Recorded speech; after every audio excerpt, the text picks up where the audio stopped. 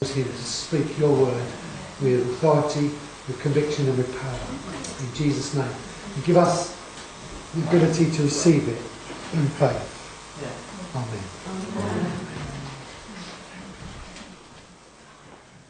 All right, good morning. It's a pleasure to be here. Thanks, Paul, for inviting me.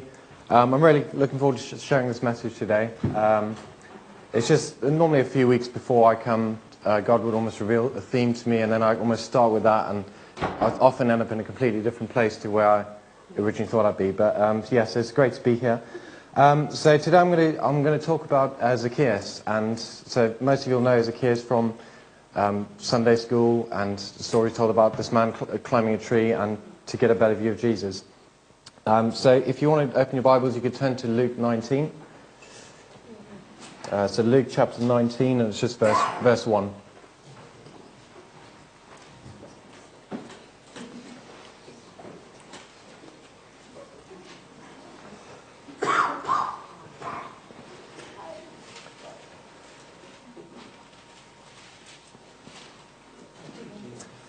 Right, so Jesus entered Jericho and made his way through the town.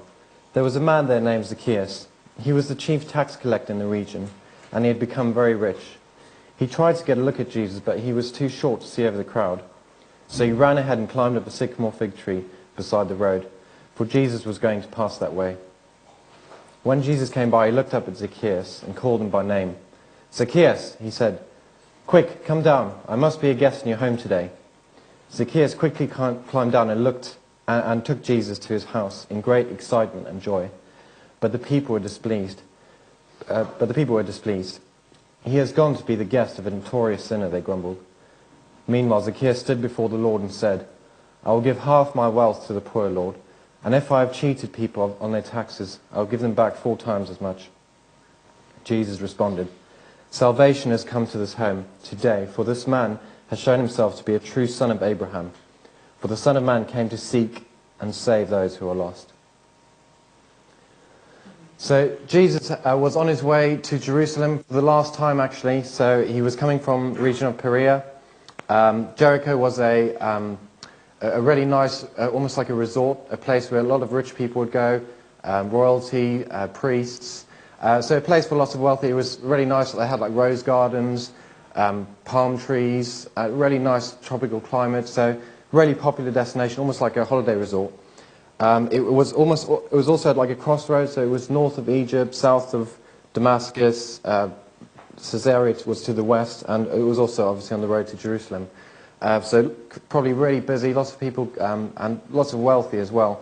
Zacchaeus, one of these. So he was the chief tax collector. It's mentioned he was very rich. He was also short in stature. So he was the chief tax collector, so he was obviously the head of a lot of other tax collectors. And the way it worked in those days was that the Romans obviously occupied Jerusalem and Israel, and they would charge really high taxes. So the tax collectors would be required to pay a certain amount. It would almost be like to the highest bidder.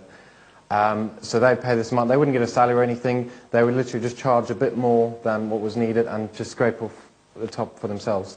A lot of them would charge a lot more than what was needed, and so they'd make themselves very rich.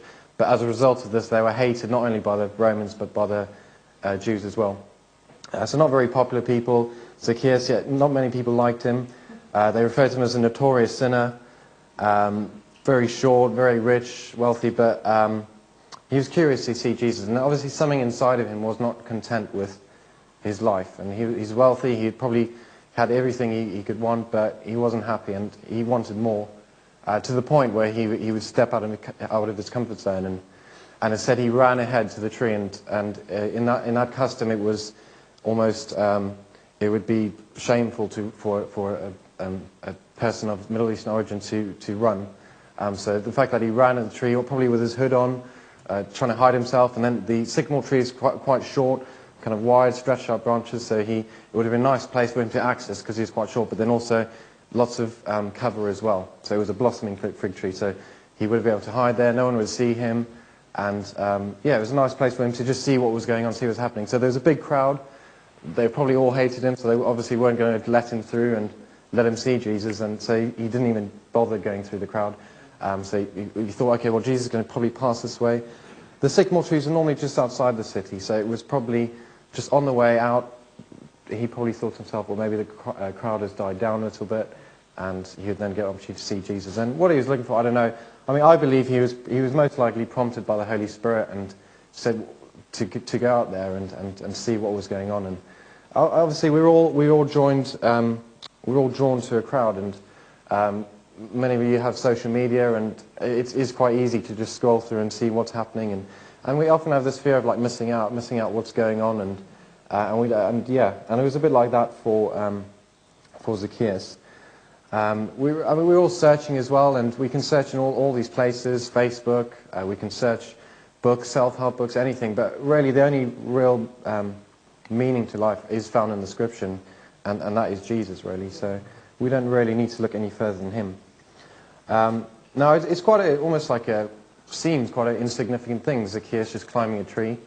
But often God uses the mundane, the almost things that seem meaningless in our lives to bring about His amazing, miraculous power and works. And there's examples in the Bible. So, for example, Moses was a baby in a basket, and it was just his tears, really, something again small, insignificant, that stirred the heart of Pharaoh's daughter, and she then adopted him. It was something small and seemingly insignificant as a widow who had just a bit of flour and a bit of oil, who then supported and cared for Elijah when he stayed with her, or Elisha, I think it was. And there's lots of other examples in the Bible where God uses something really small, and He's doing it in our lives all the time, and often we just don't see it. And sometimes we think to ourselves, well, what am I really doing to make a difference? But we look here, all He did was climb the tree, and Jesus just changed everything. So it's important that we just don't almost look over these things and just trust that God's strength is in our weakness, and He's going to work through whatever is going on in our lives. So yeah, it was quite an undignified thing for him to do. He had lots of cover. He was hiding in the tree, and he had to step out of the comfort zone, and in order to see Jesus. And yes, he probably was trying to hide as well, but it would have had to take some sort of courage and strength to take that step of just climbing a tree. And you don't see, it's not every day you see a grown man climbing a tree. So it's something he did which almost led in pursuit of Jesus. And it's also important for us to just step out our comfort zones and not be ashamed, not be afraid to reach out and to, because in that place then we'll find Jesus, and he finds us. In verse 6 it talks about, so he said, Zacchaeus climbed quickly down from the tree and took Jesus to his house in great excitement and joy. It then goes on to say that the people were grumbling and they were displeased. They've gone to be a guest of a notorious sinner. And how could he associate with someone so sinful? And in chapter 18, so the chapter just before this one, there's quite a few parables, and three really stand out. So the first one is about two men who go to the temple and to pray. And one of them was a Pharisee, and the other one was a tax collector, funny enough.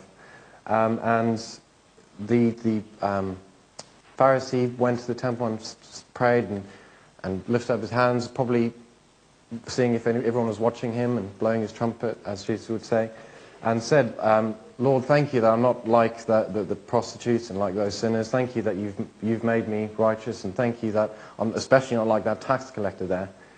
And then it turns to the tax collector, and he wouldn't even dare to look up to heaven, eyes to the ground, and he beat his chest in sorrow and said, Lord, I'm a sinner, forgive me. And I have nothing to give you. All I can do is, I think it says, I give a tenth of my income, and I do what I can, but I'm a sinner, Lord, I need your help. And then the end of that parable, Jesus said it was the tax collector who was justified, not the Pharisee. And the word justified, so I did a bit of reading on it, it basically means, it's almost like, in this context, it's having his sin removed from him. So the tax collector had his sin removed from him, the Pharisee didn't. And the reason why was because the Pharisee was counting on his righteousness, and not God's right, and not the righteousness of Jesus. He was counting on what he'd done, and yes, he also thanked God for the righteousness. Thank you for the work, your righteousness that you're working in me. And God does that to us. So through his Holy Spirit, he's continually working his righteousness in us. But that's not the righteousness that we can rely on. We can only rely on, for our salvation, we can only rely on the righteousness of Jesus for our salvation. After that, yes, God does work through us, and you see that change in Zacchaeus. But Zacchaeus giving half of his wealth to the poor, and repaying back 4 times as much to anyone who cheated him, that's not what saved him. That was after he was saved. He was saved when Jesus came, and he was saved through Jesus' presence and having that faith.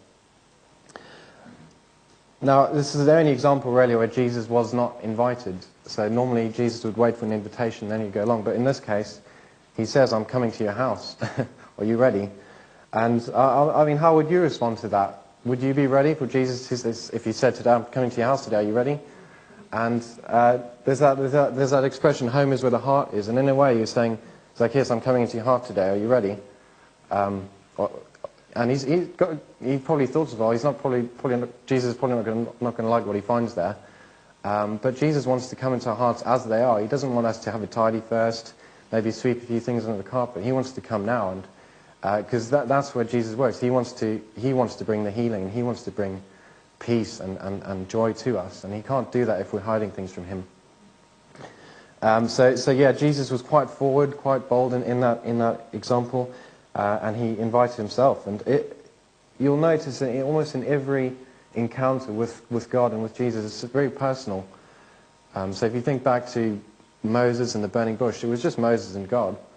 If you think back to Abraham, again, it was just the stars and creation, and he was looking at the stars and just him and God, that personal relationship. Almost any conversion story is personal. You've got Jesus and the woman at the well, just them two. You've got Paul and Jesus, and it was just them. So he's a very personal God, and he called him by name. He said Zacchaeus, and the name Zacchaeus means innocent or pure, and he probably wasn't really living up to that name at the time. But I believe when Jesus called him Zacchaeus, he almost meant that. He meant Zacchaeus, innocent, pure person, come down from the tree. And it was probably the first time he had heard his name used in terms of kindness since he was on his mother's knee and since he was a child. So I think that's almost what brought him so much excitement and joy, is that someone's actually calling me by my real name, that's who I am. I'm innocent. And we sang that song, I am who you say I am. Jesus said to him, you're innocent, you're pure. And it was only really when Jesus then called him by name that he was able to respond and invite Jesus into his home and into his heart. I think an important thing to draw from this is also, what did Jesus give Zacchaeus? He didn't give Zacchaeus any money, and he didn't really heal him of anything, really. I mean, he healed his heart. But what Jesus really gave Zacchaeus was time. And he gave him an evening. He gave him that afternoon. He said, I'm coming to your house today, your house, not anyone else's, and not for any reason, just because I want to spend time with you, just because I want to talk with you. And I think spending time and attention is one of the greatest gifts we can give someone. Any of you have children will know that the thing children value most is attention and time. They don't mind too much about gifts, and yes, it's nice, but I think what they really want is your time and you being there, and that's what Jesus gave Zacchaeus. There's earlier in the New Testament, it talks about Mary and Martha, and Martha was rushing around doing all the stuff for getting the lunch ready.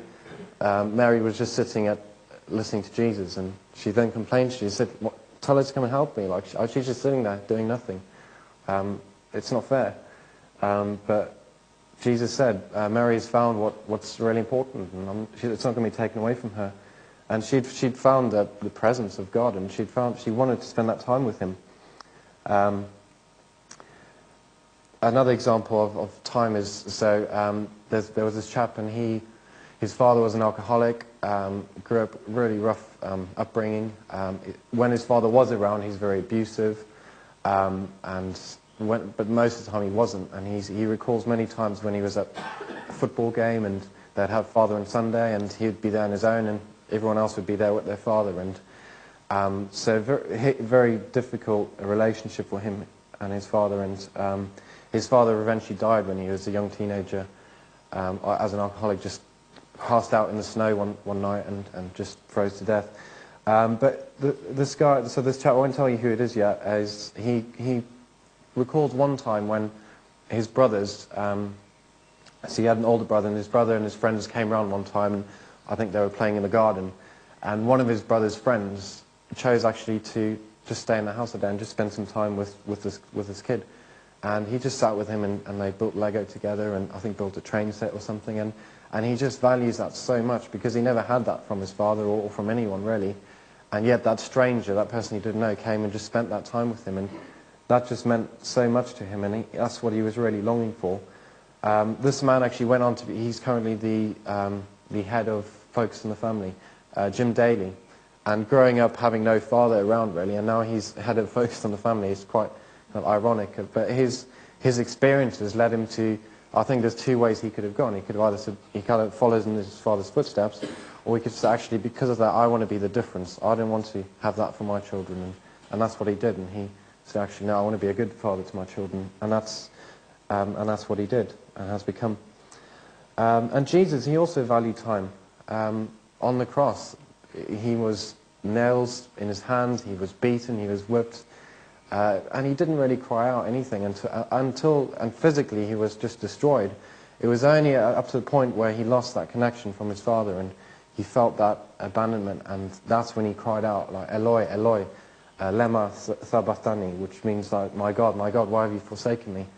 And Jesus valued time with his father, and had always had that since he was born, since before creation. And for that one moment, for the first time, he was separated because of our sin. And that was when he cried out. That was when he was in the most pain and agony. So time is so important, and it's so important we give time. And sometimes I find it difficult to know what to say to people. I would love to see all the teachers and all the kids at my school be saved, but I sometimes just don't know what to say.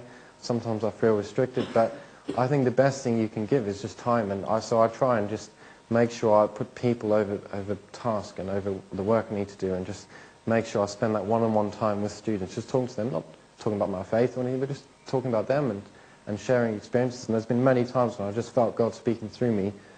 I haven't mentioned the Bible, I haven't mentioned Jesus, but I've just felt God there. So just time is such a big thing, and that was actually the original thing that God gave me for today, but it's a bit more now. John the Baptist, so it mentions I think it's in Matthew, that lots of people came to be baptized, and many of them were actually tax collectors. And so John then said to them, they said, what should we do now? And he said, well, don't collect any more tax than you need to, and don't cheat people out of tax, which is then what what Zacchaeus then went on to do. So he said, I'm going to give half of my wealth to the poor, and repay back 4 times as much as of what I've cheated from people. So that almost leads into the next to verse 8, where Zacchaeus then did that. So he said, he stood before the Lord and said, I will give half my wealth to the poor, and if I've cheated people of their taxes, I'll give them back 4 times as much. Again in verse 8, in chapter 18, so the previous chapter, Jesus tells a parable about.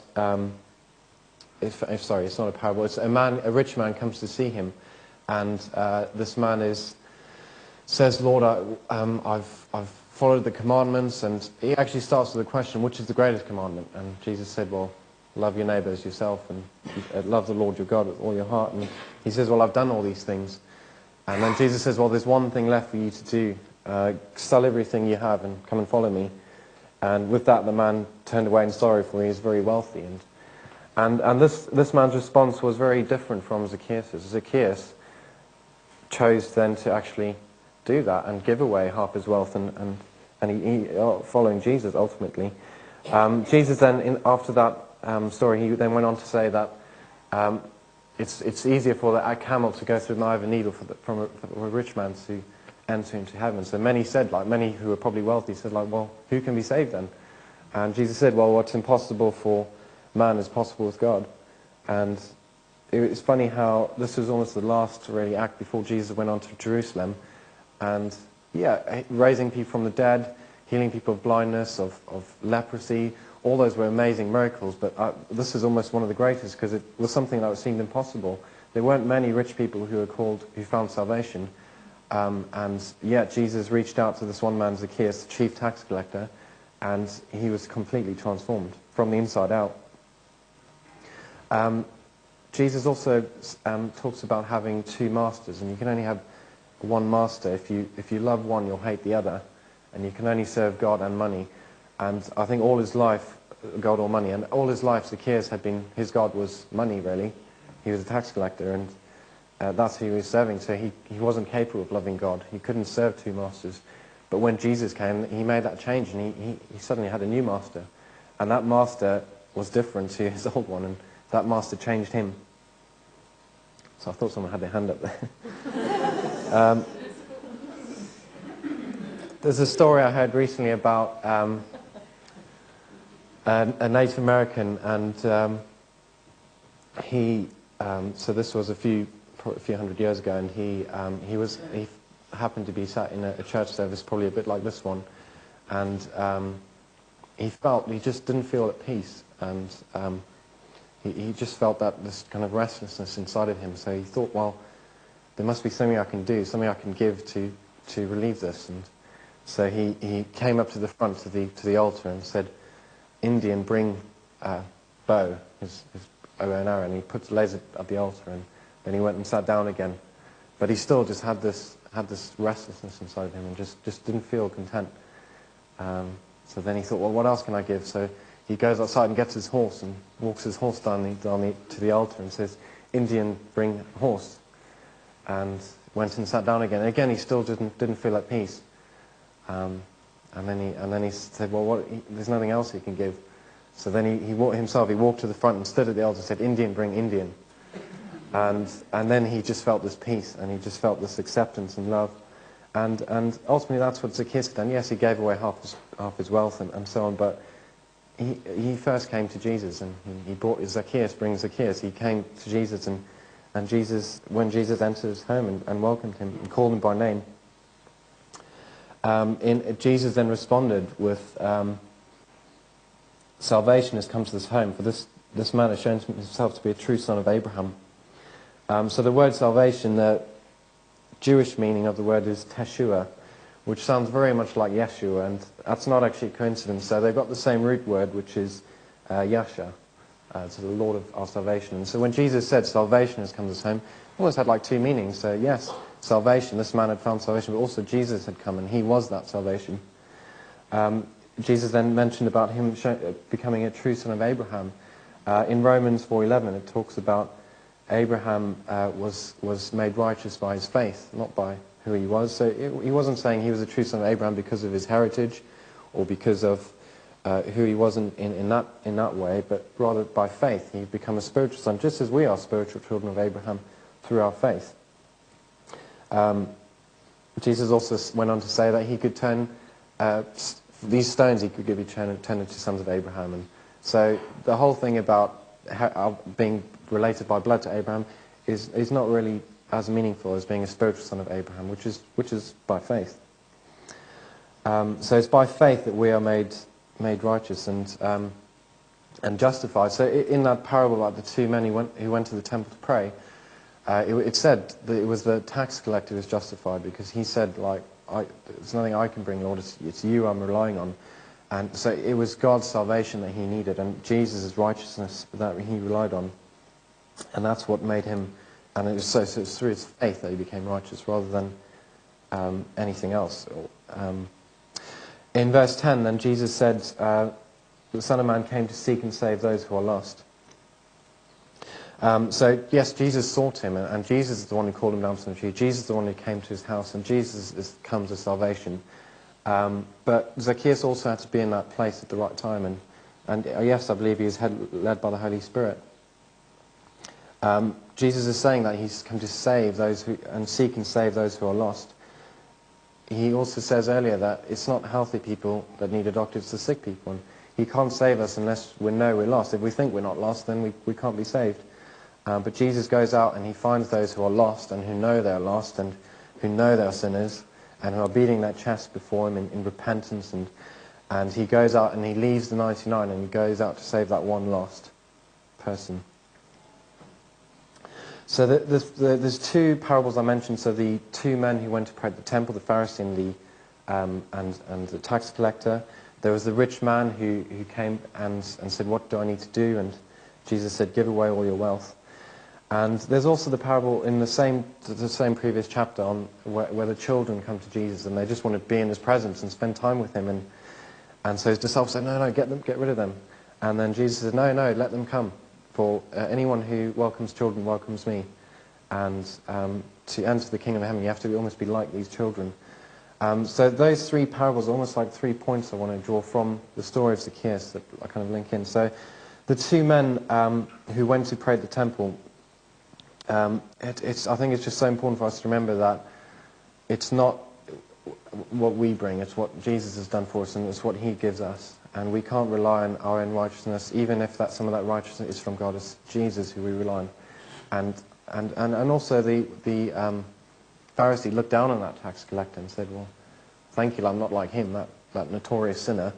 But we're all sinners, and sometimes it's easy to look down on people and say, "Well, there's no chance of them being saved," or there's no hope for them. Or everyone has a chance to be saved, and Jesus is welcoming everyone, and his message, the gospel, is exclusive. It includes everyone. The parable of the children, I think just that importance of time and spending time with people. And I'm sure you've all can name many people in your lives who you want to see saved. And I think the best way of doing that, in the same way that Jesus gave Zacchaeus that time, is just give people time and just listen.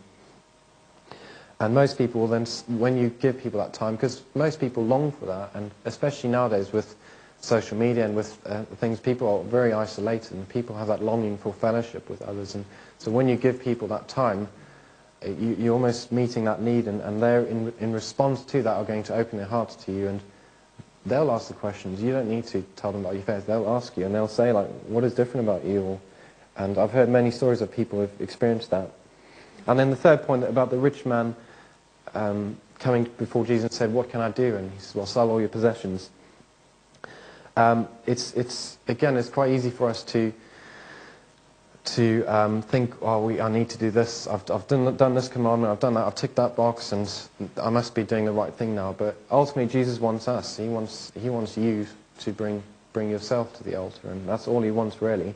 All the other stuff comes from that.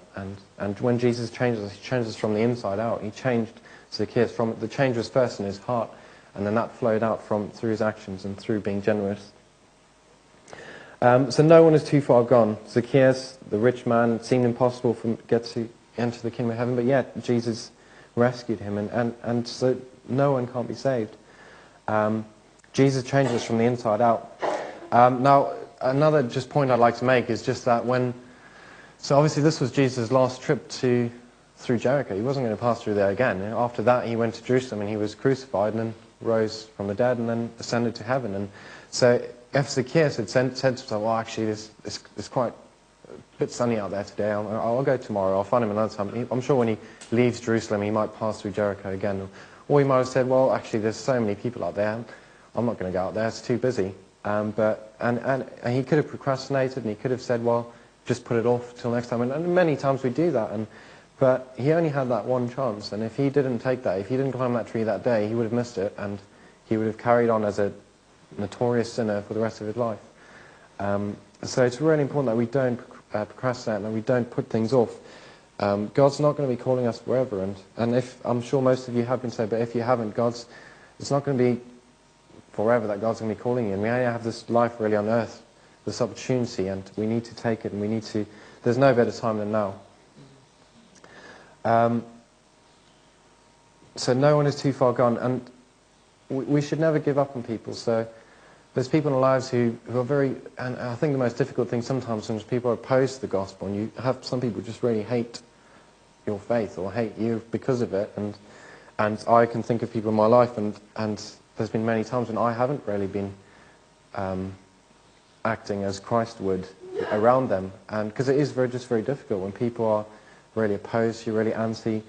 It's difficult, but Paul talks about love as never giving up, and we should never give up, and Jesus never gave up on us.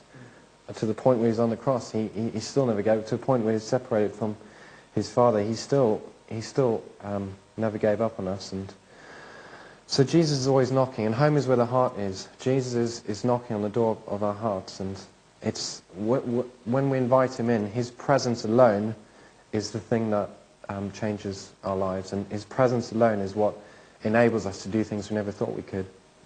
And it's by his Spirit. So not by might or power, but by the Spirit of God that lives in us, that we are changed and transformed. And that is then seen on the outside, and that draws people to us and to Christ in us. So I'd just like to finish off just by saying that so Jesus is calling us out of the tree in the same way that Zacchaeus was in that tree. Sometimes we climb up a tree, and whether we're hiding from God or whether we're trying to see him but from far off without anyone noticing, Jesus is calling us out of a tree, and for whatever reason we put ourselves in that tree. To enable Jesus to call us out, he had to be nailed onto a tree, onto a different tree, and